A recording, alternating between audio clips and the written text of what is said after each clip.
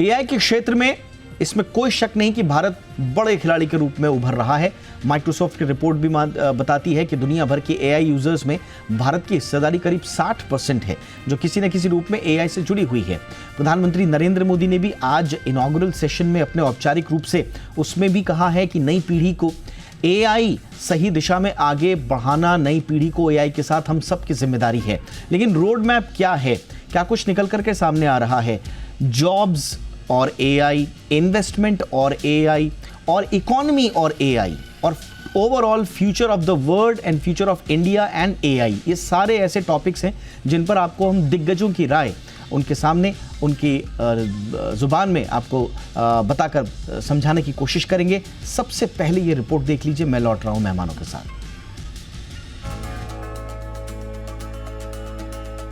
देश की राजधानी नई दिल्ली का भारत मंडपम इन दिनों इंडिया एआई इम्पैक्ट समिट 2026 के महाकुंभ का गवाह बना हुआ है। ये समिट ग्लोबल लेवल पर आर्टिफिशियल इंटेलिजेंस को लेकर भारत की रणनीति और नेतृत्व की दिशा तय करने वाला अहम मंच माना जा रहा है। पीएम ने इस समिट का उद्घाटन किया तो इस दौरान फ्रांस के राष्ट्रपति इमैनुअल मैक्रों और संयुक्त राष्ट्र महासचिव एंटोनियो गुटेरेस भी मौजूद रहे, जो इस आयोजन की अंतर्राष्ट्रीय अहमियत को दर्शाता है। समिट में 500 से ज्यादा एआई लीडर्स, 100 से ज्यादा सरकारी प्रतिनिधि, 20 से ज्यादा राष्ट्राध्यक्ष, करीब 60 मंत्री, 150 से ज्यादा शिक्षाविद, शोधकर्ताओं और सैकड़ों इंडस्ट्री एक्सपर्ट्स ने हिस्सा लिया। तो वहीं पीएम मोदी ने कहा, एआई एक बदलाव लाने वाली ताकत है, इसे सेंसिटिव और रिस्पॉन्सिव कैसे बनाया जाए, यही इस ग्लोबल एआई इम्पैक्ट समिट का मूल मकसद है। ये मानव विजन 21वीं सदी की एआई आधारित दुनिया में मानवता के कल्याण की अहम कड़ी बनेगा। तो वहीं एआई समिट में आज टाटा ग्रुप और ओपन एआई ने एआई आधारित इनोवेशन बढ़ाने के लिए एक बहुआयामी रणनीतिक साझेदारी की घोषणा की है। टाटा ग्रुप भारत का पहला बड़े पैमाने का ऑप्टिमाइज्ड डेटा सेंटर बनाएगा, जो अगली पीढ़ी के एआई ट्रेनिंग और इन्फ्रेंस के लिए खास तौर पर तैयार किया जाएगा। टाटा ग्रुप ने कहा कि वो ओपन एआई के साथ मिलकर भारत का पहला 100 मेगावाट क्षमता वाला डेटा सेंटर बनाएगा।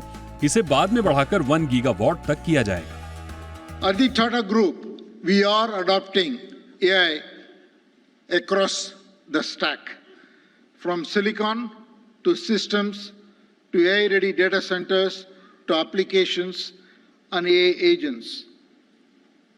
And we believe such a vision and such a journey is going to be extremely exciting, and it will require us to work with world-leading partners in India and across the globe. तो चलिए ये भी समझते हैं कि आखिरकार भारत में AI की क्रांति क्यों उफान पर है।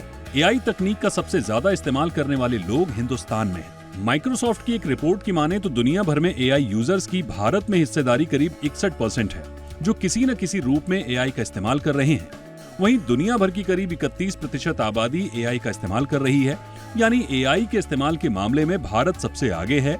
तो वहीं स्टैनफोर्ड यूनिवर्सिटी ग्लोबल रैंकिंग को देखने से पता चलता है कि एआई के क्षेत्र में अमेरिका पहले पायदान पर है, तो चीन दूसरे नंबर पर है और भारत इस रैंकिंग में तीसरे नंबर पर काबिज है। तो वहीं एआई डेटा सेंटर के नजरिए से देखें तो अमेरिका में 5000 से ज्यादा एआई डेटा सेंटर मौजूद हैं। तो वहीं जर्मनी में 521 एआई डेटा सेंटर हैं। ब्रिटेन में एआई डेटा सेंटर्स की संख्या 514 के करीब है। तो चीन में करीब 450 एआई डेटा सेंटर्स मौजूद हैं। तो वहीं भारत 152 एआई डेटा सेंटर्स के साथ 14वें नंबर पर दुनिया में काबिज है। दुनिया में एआई मार्केट साइज की बात करें तो साल 2023 में ये करीब 17 लाख करोड़ रुपए का था और साल 2035 तक इसके 535 लाख करोड़ रुपए के मार्केट साइज का अनुमान जताया जा रहा है। फिलहाल तो दुनिया भर में एआई का जादू सिर चढ़कर बोल रहा है और इस लिहाज से भारत में हो रहा इंडिया एआई इम्पैक्ट समिट कई मायनों में दूरगामी साबित होने वाला है, जिसका एक बड़ा पड़ाव दिल्ली का भारत मंडपम है, जो जन जन तक एआई की खूबियां पहुंचाने का काम कर रहा है। ब्यूरो रिपोर्ट, जी मीडिया। बहुत ही खास मेहमान इस वक्त हमारे साथ जुड़ चुके हैं। स्वागत करते हैं डॉक्टर अजय चौधरी सर का, founder HCL, chairman epic foundation and MGB यानी कि mission governing board, national quantum mission of India and distinguished fellow NITI Aayog. और आप देश के बहुत बड़ी शख्सियत हैं जब हम IT की बात करते हैं, और भारत सरकार ने आपको पद्म भूषण सम्मान से भी सम्मानित किया है। गुड इवनिंग सर, बहुत बहुत स्वागत है सर आपका। सौभाग्य हमारा कि आप हमारे साथ इस महत्वपूर्ण मौके पर जुड़ रहे हैं। सबसे पहले डॉक्टर चौधरी, ये जो एआई इम्पैक्ट समिट चल रहा है सर, आप इसे किस तरह से देख रहे हैं और भारत के नज़रिए से भारत की पोजीशनिंग, भारत की स्थिति को किस तरह से आप आंक रहे हैं? देखिए, इस बार जिस तरह से ये एआई समिट ऑर्गेनाइज करी गई है, उससे भारत को बहुत इंपॉर्टेंस मिलती है दुनिया में। पिछली बार ये एआई समिट पेरिस में हुई थी और तब हम इसके जॉइंट पेरिस फ्रांस के साथ जॉइंटली हमने किया था। इस बार हम अकेले ही कर रहे हैं और सबसे बड़ी बात है कि दुनिया भर के लोग यहाँ आए हुए हैं और इतने सारे वर्ल्ड लीडर्स भी यहाँ आए हैं। तो इससे बहुत पता चलता है कि एआई समिट एक बहुत ही सक्सेसफुल मॉडल हमने क्रिएट किया है और इंडिया के लिए इससे इसकी पोजीशनिंग बहुत सुंदर बन रही है। Right sir. अब मैं सर उन विषयों पर आऊंगा जिनके बारे में बहुत सारी चर्चा हो रही है और उनमें से सबसे ज़्यादा जो रेलेवेंट चर्चा है, या हम कहेंगे कि जो चर्चित विषय है, जो सबकी ज़ुबान पर है, चाहे वो युवा हो, मिड एज हो या फिर भविष्य में वर्कफोर्स में जुड़ने वाले लोग हों, क्या वाकई में सर आपको लगता है कि एआई की वजह से, इस पूरे एआई के इकोसिस्टम की वजह से एग्जिस्टेंस वर्कफोर्स का भविष्य खतरे में है? एआई सर नौकरियां ले रहा है या नौकरियां पैदा कर रहा है? इसमें आप किस तरफ खड़े हैं इस पूरी बहस के सर? देखिए, कुछ लो एंड जो जॉब्स हैं वो जाएंगी, ऐसा तो जरूर होगा, पर नई जॉब जरूर क्रिएट करी जाएंगी। क्योंकि मैं तो ये सोचता हूं कि एआई को इंप्लीमेंट करने के लिए ह्यूमंस की बहुत जरूरत है। तो बहुत लोग कहते हैं कि आईटी सर्विसेज के ऊपर इसका बहुत इंपैक्ट होगा। देखिए, आईटी सर्विसेज ने बहुत सारे इस तरह के इंपैक्ट पिछले 15-20 साल में देखे हैं और हर बार हम लोग उभर के आगे ही बढ़े हैं। तो हमें तो एआई को एक टूल की तरह लेना है और इस टूल को यूज करके सर्विसेज करनी है और अपना बिजनेस चलाना है। तो मेरे को तो ये लगता है कि कुछ छोटे मोटे एरियाज में जॉब लॉसेस होंगे, पर बहुत सारी नई जॉब्स बनेंगी। जैसे कंप्यूटर जब पहली बार आया था तो यही कहानी थी कि जॉब्स चली जाएंगी, ऐसा नहीं हुआ। Right sir. एक थोड़ा और तह तक समझने की कोशिश करते हैं, और अब क्योंकि पूरी दुनिया का जमावड़ा इस वक्त भारत में है, अब इसके दो पहलू देखे जा रहे हैं सर इस एआई समिट के इर्द गिर्द। पहला है कि क्या वाकई में दुनिया भारत में इसलिए आ रही है क्योंकि पूरी दुनिया भारत को एज एआई गवर्नेंस का लीडर मान रही है, एज एआई का क्रिएटर मान रही है, भविष्य का सॉल्यूशन प्रदान करने वाला एक बहुत बड़ा देश मान रही है। और कुछ लोगों का ऐसा मानना है कि दरअसल पूरी दुनिया भारत में इसलिए आ रही है क्योंकि यूजर बेस बहुत बड़ा है भारत में मार्केट बहुत बड़ा है। तो भारत को सिर्फ यूजर की नजर से देखा जा रहा है आज, या एआई गवर्नेंस के लीडर और भविष्य के लीडर के रूप में देखा जा रहा है सर आपके नजरिए में? मेरा ख्याल तो ये यूजर्स के लिए ही इतने सारे लोग आ रहे हैं। ओके। जितने भी ग्लोबल टेक कंपनीज हैं वो इंडिया में अपने यूजर्स बढ़ाना चाहते हैं। वैसे भी अगर आप चैट जीपीटी वगैरह को देखें तो हम नंबर 2 हैं दुनिया भर में। तो मेरा तो ये व्यू है कि ये लोग इसलिए आ रहे हैं कि इंडिया एक बहुत बड़ा मार्केट है और इस मार्केट को इग्नोर नहीं किया जा सकता, और इसलिए उनको इंडिया में बहुत इंटरेस्ट है क्योंकि वो अपने प्रोडक्ट्स को इंडिया में बेचना चाहते हैं और हमारे साथ काम करना चाहते हैं। और बहुत सारे लोग जो ऐसे हैं जो हमारे साथ जॉइंट डेवलपमेंट भी करना चाहते हैं। पर हमें एक चीज ख्याल रखना पड़ेगा कि हम अपना डेटा अपने पास ही रखें और इनको ना दें। बट सर आप इस छवि से कंफर्टेबल हैं सर कि दुनिया भारत को एक यूजर एक मार्केट की दृष्टि से देख रही है, बल्कि एक लीडर की दृष्टि से नहीं? क्या आपको लगता है कि हमने वो लीड करने का जो एक मौका था वो हमने किन्हीं भी कारणों से वो खोया है? और आप कंफर्टेबल हैं सर इस छवि से भारत की कि हम यूजर हैं, हम क्रिएटर और लीडर नहीं? नहीं, देखिए, लीडरशिप तो तब आती है जब आप कुछ अलग काम करें। राइट। उसके लिए भी बहुत कुछ काम शुरू हो गया है। सबसे पहले आप देखिए कि जितने बड़े बड़े LLMs हैं, लार्ज लैंग्वेज मॉडल्स हैं, वो सारे फॉरेन हैं। अब इस बार इस समिट में 2 बहुत बड़े लार्ज लैंग्वेज मॉडल्स इंडिया ने दिखाए हैं, सर्वम और एक वो 9 IITs ने साथ बनके जो भारत जेन बनाया है, उससे ये पता चलता है कि इंडिया भी LLM बना सकता है। उससे हमारी रिकग्निशन बढ़ेगी, क्योंकि अभी तक तो हम लोग को ये सोचा जाता है कि हम सिर्फ यूजर थे, अब हम क्रिएटर भी बन गए हैं। और तीसरी चीज जो हम लोग बहुत ज्यादा डिस्कशन हुआ है इस बार AI समिट में, कि सिर्फ LLM से ही काम करवाना चाहिए कि कुछ और अपना डिफरेंशिएशन बनाना चाहिए इंडिया के लिए। तो मैं तो ये सोचता हूं कि जितनी दुनिया के लोग में वो कंज्यूमर मार्केट को देख रहे हैं, हमें अपनी प्रॉब्लम सॉल्व करने के लिए एंटरप्राइज मार्केट देखनी है, जहां पर हम इंडिया के प्रॉब्लम सॉल्व करें। तो इसलिए हमें छोटे SLMs बनाने हैं, स्मॉल लैंग्वेज मॉडल्स बनाने हैं, जो हर वर्टिकल में हमारे सॉल्यूशंस दें और जिससे हम आगे बढ़ सकें।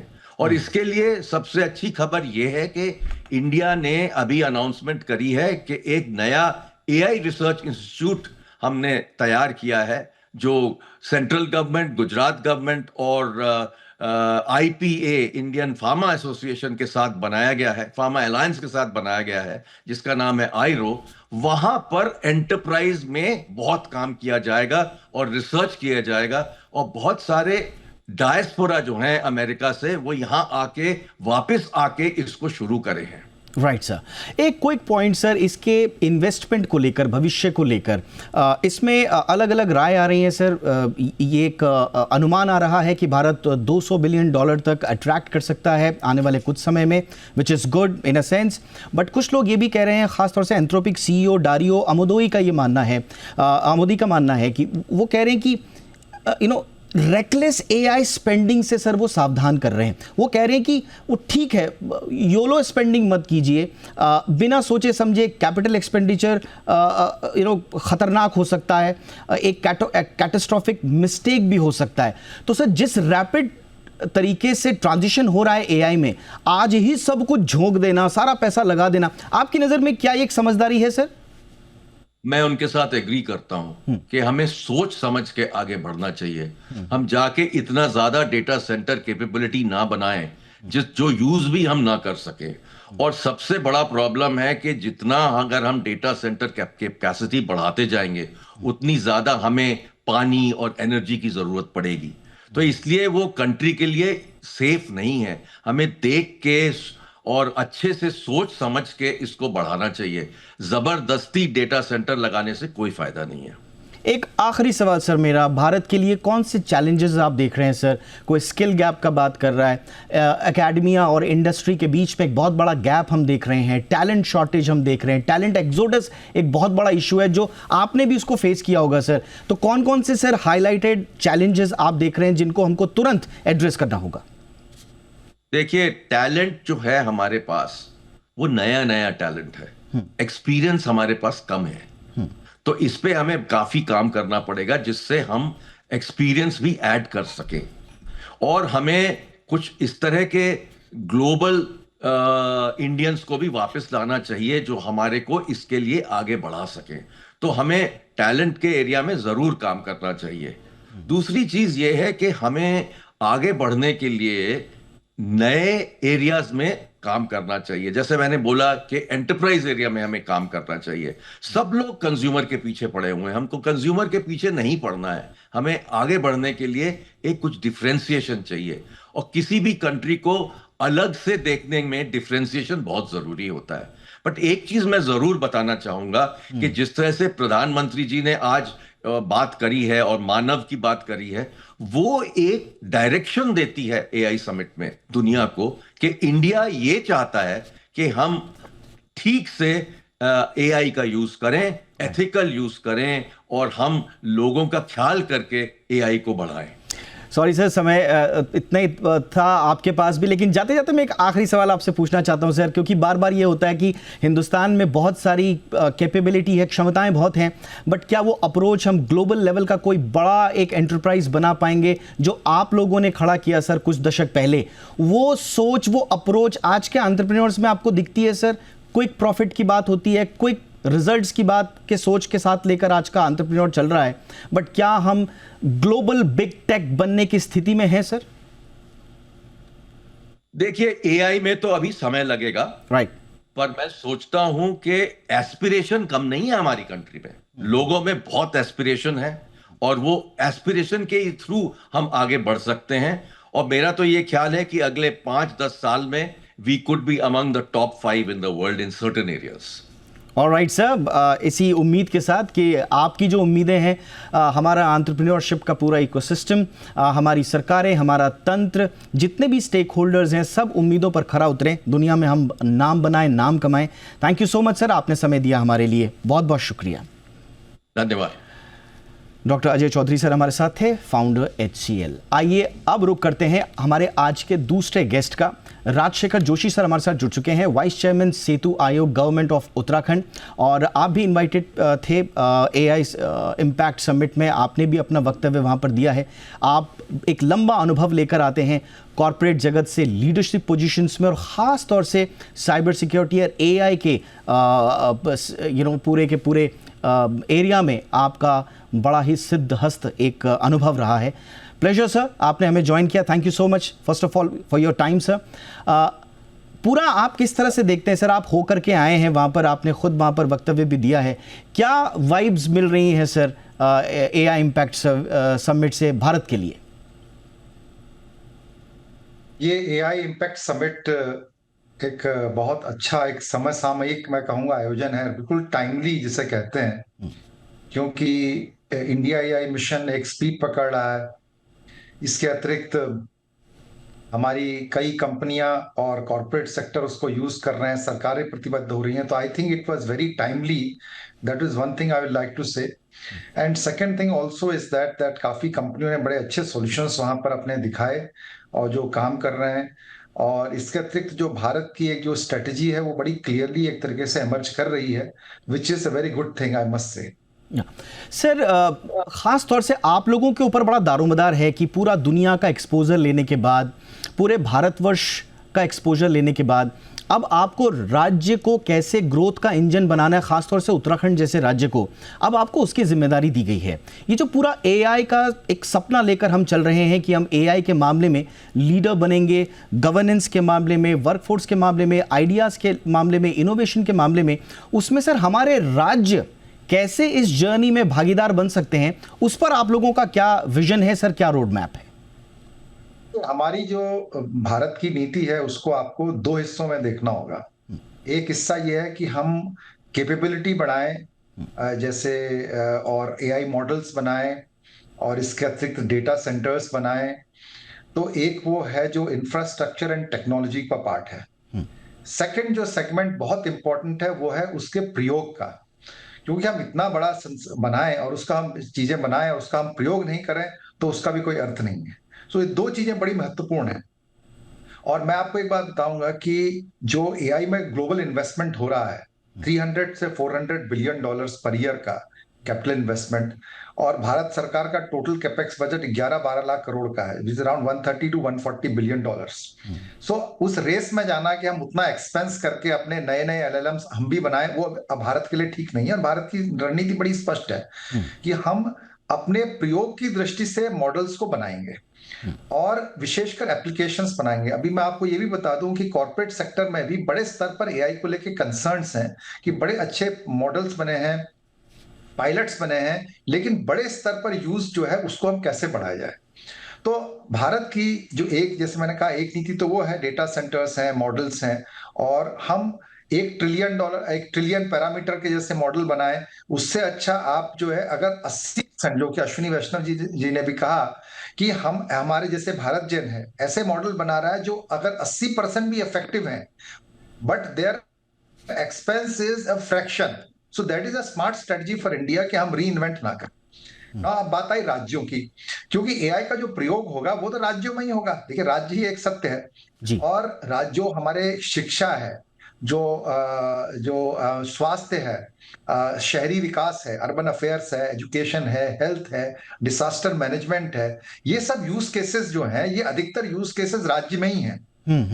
तो मेरे विचार में तो जो AI का भारत का बहुत बड़ा फोकस, एक तरफ तो ये है कि हमको बनाने हैं, मॉडल्स बनाने हैं, दूसरा उनके एप्लीकेशंस को एक्चुअली ग्राउंड में उतारना है। ताकि हम उसको यूज कर सकें. That is a very important point and the states have a key role. I think the main role is to be played by states there only. Right. Bharat सरकार एक कहेगी, लेकिन स्टेट्स का बहुत बड़ा रोल है और वो आसान नहीं है. मैं भी, क्योंकि मैंने तो अपने 35 वर्ष के कॉर्पोरेट एक्सपीरियंस में जनरेटिव एआई पर बहुत बड़े प्रोजेक्ट्स किए हैं कॉर्पोरेट सेक्टर में, और अब मैं सरकार के अंदर भी देख रहा हूं. किसी भी एआई प्रोजेक्ट्स को बड़े स्केल पर करना बड़ी मेहनत का काम होता है. आपके पास राइट डेटा होना चाहिए, राइट प्रोसेसेस होने चाहिए, और उसका यूज केस बनना चाहिए, और उसको थोड़ा एफिशिएंट भी बनाना. ये नहीं कि आपने जो इनएफिशिएंसी से काम कर रहे हैं वही आप एआई में भी इनएफिशिएंसी ले आए. मेरा एग्जैक्टली सर, मेरा अगला सवाल भी इसी से था. सॉरी, मैं आपको इसी समय इसलिए रोक रहा हूं क्योंकि बिल्कुल एग्जैक्टली मेरा अगला सवाल था. क्योंकि आप सर कॉर्पोरेट में भी रहे हैं, आपने कॉर्पोरेट में रहते हुए चैलेंजेस भी देखे हैं, और अब आप गवर्नमेंट में हैं, आप नीति नियंता हैं. एआई का जब बात आता है तो सर गवर्नमेंट के सामने भी बहुत सारे ऑप्शंस नहीं होते हैं. उसके एथिकल यूज को लेकर, प्राइवेसी को लेकर तमाम कंसर्न होते हैं. तो क्या हमारी प्रोसेस गवर्नमेंट के अंदर वो इतनी स्मूथ हुई है कि हम उतरे वो सारे कंसर्न्स को या तो ड्यू डिलिजेंस दे दें, हमारी कैपेबिलिटी उतनी बढ़ा दें कि ड्यू डिलिजेंस हम दे पाएं समय पर, या फिर हम उनको एक खुले दिल से, एक लिबरल विचारधारा से हम उनको बाईपास करें? तो जो एआई के एडॉप्शन में जो संस्थागत प्रणालियों की जो दिक्कतें रही हैं सर, जो हर्डल्स रहे हैं गवर्नमेंट लेवल पर, अब आप कैसे देख रहे हैं? क्या वो स्मूथ हो रहे हैं sir? Truth is always in between. Neither, ना तो ये ऐसा रेगुलेशन होगा कि आप इसको बिल्कुल हर चीज आप बिल्कुल एथिकल और एआई कर प्राइवेसी देखकर चले, और ना ऐसा होगा कि आप बिल्कुल खुला छोड़ के चले. Right. Truth is always in between. Bharat सरकार ने भी बहुत कॉन्शियस डिसीजन लिया है कि हम ओवर रेगुलेट नहीं करेंगे. We will not over regulate, because अगर हम ओवर रेगुलेट करेंगे तो हम इनोवेशन को रोक देंगे. इनोवेशन हमको करना है, पहले चीजें बनानी है, और जो एथिकल और प्राइवेसी के कंसर्न्स हैं, I know they are very important concerns, but we have to see that innovation is not suffering because of this.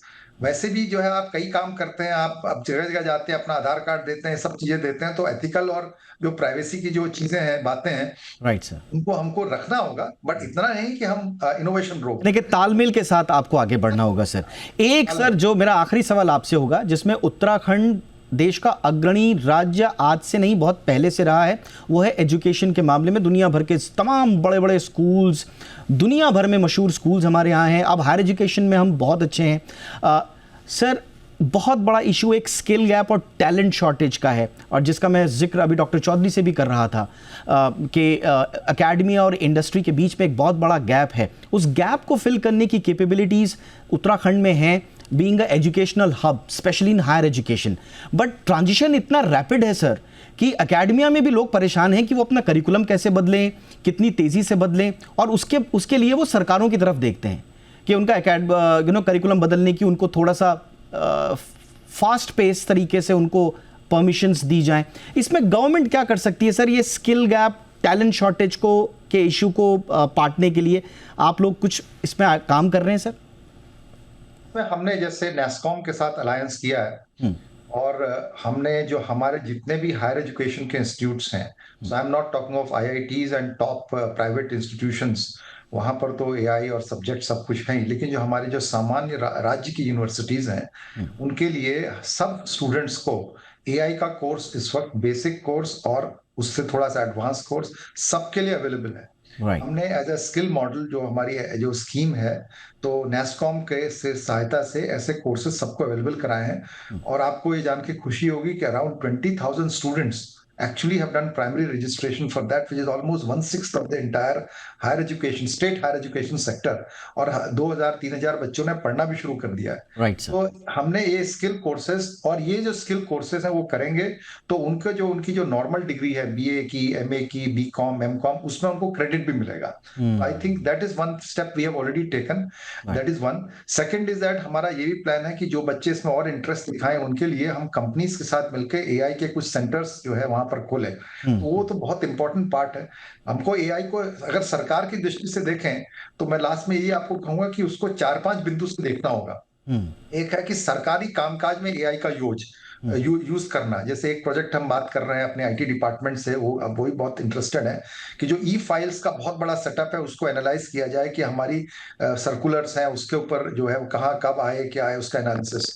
So AI सरकार अपने काम में यूज करे। Governance. दूसरा, सरकार जो सर्विसेज देती है सिटीजन्स को, जो नागरिकों को सेवा मिलती है, कि चाहे वो मकान का आपको म्यूटेशन रिकॉर्ड निकालना है, बर्थ सर्टिफिकेट निकालना है, वहां पर एआई का प्रयोग करना। तीसरा है कि स्टूडेंट्स में एआई का टैलेंट डेवलपमेंट की बात। तीसरा, समाज में एआई का प्रयोग जो है करना। और चौथा, पांचवा है एआई इंडस्ट्री को और एआई कंपनीज को बढ़ावा देना।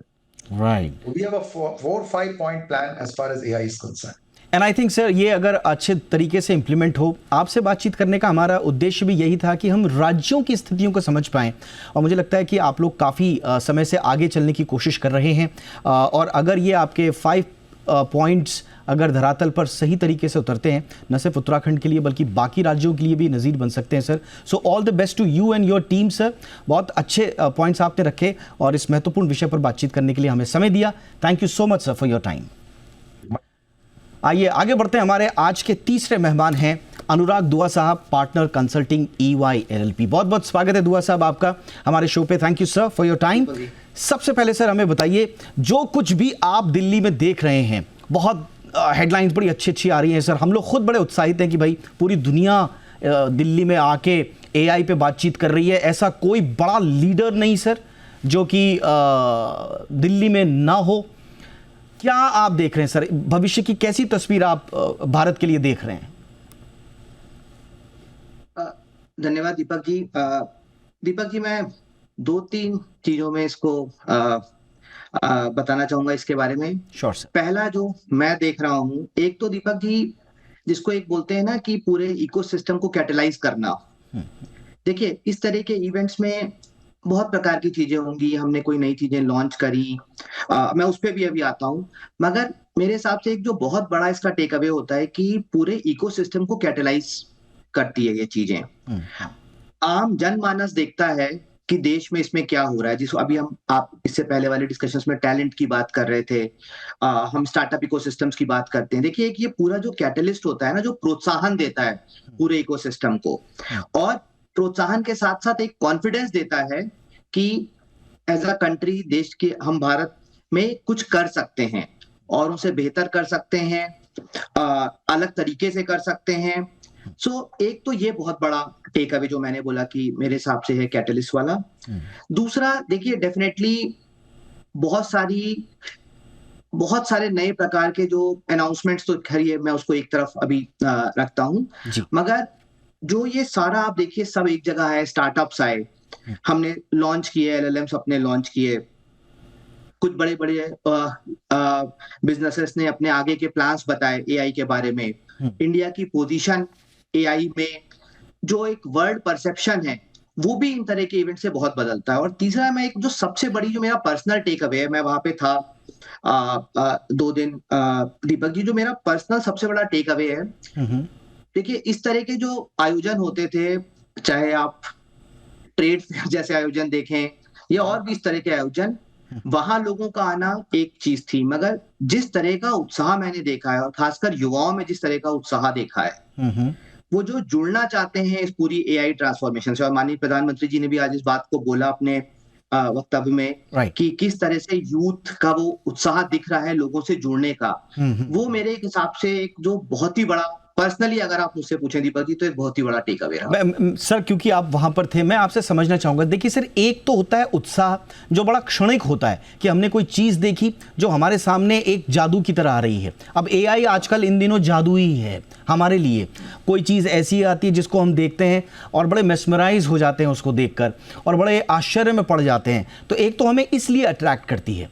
दूसरी चीज जो फ्यूचर से जुड़ी हुई है, एक चीज का ऐसे अट्रैक्ट करना कि नहीं, यही भविष्य है, मुझे इसके साथ रहना है, मुझे इसके साथ चलना है, मुझे इस पूरे आइडिया को अडॉप्ट करना है, आत्मसात करना है, और शायद मेरा भविष्य भी यही आइडिया बनाएगा।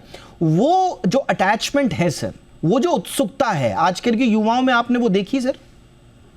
मैं आपको दीपक जी, बहुत ही आपने अच्छी बात करी, और मैं इसको एक आपको छोटा सा इंसिडेंट के थ्रू इसको बताना चाहूंगा। वो उदाहरण के तौर पर हम लोग का अपना, दीपक जी, मैं EY को रिप्रेजेंट करता हूं, तो हमारा एक अपना बूथ है वहां पे समिट में जी। मैं कम से कम 6 से 7 ऐसे लोगों से मिला, और ये नंबर में सैम्पलिंग साइज पे मत जाइएगा दीपक जी इसमें, बट क्योंकि मैं उदाहरण की तरीके से बता रहा हूँ, और जो एग्जैक्टली आपने जो सवाल पूछा, लोगों में ये समझना कि एआई क्या परिवर्तन ला सकता है, हम उसमें कैसे भागीदार हो सकते हैं, हम क्या यूजर हो सकते हैं, हम एआई मेकर कैसे हो सकते हैं। और मैं ये लोगों का खुद की प्रतिक्रिया बता रहा हूं कि जो लोगों ने आके मुझसे बात करी, और मैं युवाओं की बात कर रहा हूं, किस तरह से हम अपना करियर बना सकते हैं एआई में, हमें एआई में आगे करियर कैसे ले जाना है अपना, हेल्थ केयर में क्या हो रहा है एआई में, एजुकेशन में क्या हो रहा है एआई में। तो इसीलिए मैं बोल रहा हूँ दीपक कि ये सिर्फ उत्साह ऐसा नहीं है, आपकी बात सही है, क्षणिक उत्साह भी हो सकता है, बट एटलीस्ट जो मैंने रिएक्शन से वहां पे देखा है, ये उत्साह क्षणिक उत्साह वाला नहीं है दीपक जी। Right. ये उत्साह वो है जो समझ रहा है कि एआई क्या इम्पैक्ट डालने वाला है हमारे जीवन में, वो ये समझ रहा है एआई किस तरह की नई जॉब्स क्रिएट करेगा। Right, sir. ये उत्साह वो है जो अपने देश पे एक कॉन्फिडेंस दिखा रहा है कि हम ये कर सकते हैं। सो मेरे हिसाब से ये उत्साह लॉन्ग टर्म उत्साह है दीपक। ये बहुत अच्छी बात आपने कही सर। मेरा आखिरी सवाल अब होगा कि हम उत्साह दिखा रहे हैं, हमारा युवा उत्साहित है, हमारी सरकार काफ़ी उत्साहित है, और हम सब उम्मीदज़दा हैं कि भविष्य हमारा होगा। बट सर कुछ रियलिटीज़ भी हैं जो हम चैलेंजेस के रूप में देखते हैं, और हमें इस मानने में कोई संकोच नहीं होना चाहिए कि कुछ चीज़ें हैं, ट्रेन पूरी हमने मिस नहीं करी है, लेकिन ट्रेन के कुछ डब्बे हैं जिनमें हम चढ़ सकते थे, लेकिन अब वो बीती बात हो गई है। अब हमारे पास ऑप्शंस लिमिटेड हैं। हमारे सामने यूएस है, दुनिया में अग्रणी एआई चिप कंपनियों का भंडार वहाँ है, एनवीडिया, इंटेल, तमाम उनके आर&डी में निवेश जो है मैसिव है सर। उनका एक वेंचर कैपिटल इकोसिस्टम जो है वो ज़बरदस्त है, हाई एंड डेटा सेंटर का उनके पास ज़बरदस्त ताना बाना है, चिप्स एक्ट जैसी सरकारी सब्सिडीज़ हैं। चीन हम दूसरी तरफ देख रहे हैं, सरकार उनको सब्सिडी दे रही है, घरेलू टेक हुआवे जैसे वहाँ पर भी हैं। उनकी स्ट्रेटेजिक आत्मनिर्भरता है। यूएस टेक के प्रतिबंधों के कारण उन्होंने आत्मनिर्भरता में उन्होंने काफी काम किया सर, बड़े पैमाने पर मैन्युफैक्चरिंग क्षमता है चीन की। अब हम कहाँ खड़े हैं? थोड़ा हमें ये रियल पिक्चर हमें बताइए सर, कि बातें तो बहुत अच्छी हो रही हैं, लेकिन रियल पिक्चर में हम कहाँ हैं? High and chip fabrication infrastructure की हमारे पास अभी तक कोई मुकम्मल परिस्थितियां दिख नहीं रही हैं सर। आर&डी में हम बहुत सीमित हैं, एआई हार्डवेयर में आज भी निर्भरता है। तो हम सोच के मामले में, उत्साह के मामले में तो बहुत अब दिख रहे हैं आगे, लेकिन वस्तु स्थिति क्या है सर हमारी? दीपक जी देखिए, वस्तु स्थिति मैं आपसे इस बात पे सहमत हूं कि थोड़ा सा शायद हमने थोड़ा सा लेट शुरुआत करी इसकी, मगर ये कहना कि अब हम ट्रेन पीछे रह गई है दीपक जी, उस पे मैं थोड़ी सी असहमति जताना चाहता हूं। हमने, और कभी कभी दीपक जी ये भी होता है, मैंने सर ट्रेन के लिए नहीं कहा, मैंने कहा कि ट्रेन पूरी नहीं छूटी है, लेकिन आगे का फर्स्ट क्लास के डब्बे में हम बैठ सकते थे। अब हमारे पास सेकंड क्लास और थर्ड क्लास के ऑप्शन है, फर्स्ट क्लास छूट गया, मतलब मेरा ये आशय है, पूरी ट्रेन अभी नहीं छूटी है। चलिए ठीक है, फिर ये तो इस बात पे हम सहमत हैं कि हमारी ट्रेन छूटी नहीं है दीपक जी एकदम। जी। तो देखिए दीपक जी, वही मैं उसी पे वापस आ रहा हूँ कि एक तो हमारी ट्रेन छूटी नहीं है, और कभी कभी दीपक जी ये होता है ना कि आपने कहीं पे थोड़ा सा अगर बाद में शुरू किया, तो क्या आप उसी चीज को अलग प्रकार से कर सकते हैं, बेहतर प्रकार से कर सकते हैं। अभी आप देखिए, आपने सेमीकंडक्टर चिप्स की बात करी, अभी हम इससे पहले डेटा सेंटर्स की बात कर रहे थे। देखिए बहुत ज्यादा फोकस दीपक जी मैं इस समय देख रहा हूँ पॉलिसी सर्कल्स में, और मैं काफी सरकार के साथ काम भी करता हूँ, मैं पब्लिक सेक्टर के एरिया में ही काम करता हूँ सॉवरेन एआई को लेकर। राइट। तो थोड़ा सा वक्त लगेगा दीपक जी, मैं इस बात को जरूर आपसे सहमत हूँ कि हमें अभी थोड़ा सा और वक्त लगेगा, बट अब जिस तरीके के डेवलपमेंट्स हो रहे हैं, जिस तरह से सरकार प्रोत्साहित कर रही है, और आज आपने सुना होगा इंडस्ट्री भी इन्वेस्टमेंट्स पोर इन कर रही है अपना, और मैं बाहर की इंडस्ट्री की बात नहीं कर रहा हूं, मैं इंडियन इंडस्ट्री की ही बात कर रहा हूं। उसकी तरफ से भी काफी सारे अनाउंसमेंट्स आए हैं आज की किस तरीके से सॉवरेन एआई के क्षेत्र में इन्वेस्टमेंट्स होंगे। सो डायरेक्शनली दीपक जी हम उधर बढ़ रहे हैं। हाँ, मैं इस बात से जरूर एग्री करूंगा कि इन सारी चीजों में, चाहे आपने डेटा सेंटर का जिक्र किया हो, चाहे आपने चिप्स का जिक्र किया हो, एआई का इंडिजिनस हार्डवेयर का जिक्र किया हो, थोड़ा सा वक्त शायद हमें अभी लगेगा, alright. बट मेरे हिसाब से दीपक जी सबसे इंपॉर्टेंट ये है कि are we on the right path, क्या हम अब उस राह पे अग्रसर हैं। और आपने कहा कि हमारी डायरेक्शन, आपने कहा कि हमारी डायरेक्शन बिल्कुल सही है, यानी कि जिस दिशा में ट्रेन जा रही है भविष्य की, उस दिशा में हम हैं, हम उसी दिशा में जा रहे हैं। ये नहीं कि ट्रेन इस दिशा में जा रही है और हम ढूंढ रहे हैं अपनी मंजिल किसी और दिशा में। तो डायरेक्शन बिल्कुल सही है। तो thank you so much sir. हाँ जी। बस आखिरी चीज दीपक जी, हमारी ट्रेन सही दिशा में, और आने वाले टाइम में अपने जो डिविडेंड्स हैं, चाहे वो डेमोग्राफी हो, चाहे हमारे यहाँ टैलेंट के डिविडेंड्स हो, दीपक जी हम कहीं जाके ट्रेन की दिशा भी निर्धारित कर पाएंगे, मैं ऐसा मानता हूँ। क्या बात है सर। तो आप कह रहे हैं कि 1-2 स्टेशन के बाद हो सकता है कि वो ट्रेन जब रुके, एक विंडो हमें मिले, तो आज हम 2nd 3rd क्लास में जाने की परिस्थिति में, जब ट्रेन रुकेगी तो बिल्कुल पलक पावड़े बिछा के रेड कारपेट के साथ हमें अग्रिम डब्बे यानी कि 1st क्लास में बिठाया जाएगा और हम दिशा तय करेंगे। ये भी परिस्थितियां बन सकती है। थैंक यू, बहुत बहुत धन्यवाद सर इन तमाम इनसाइट्स के लिए। बहुत बहुत धन्यवाद आपका।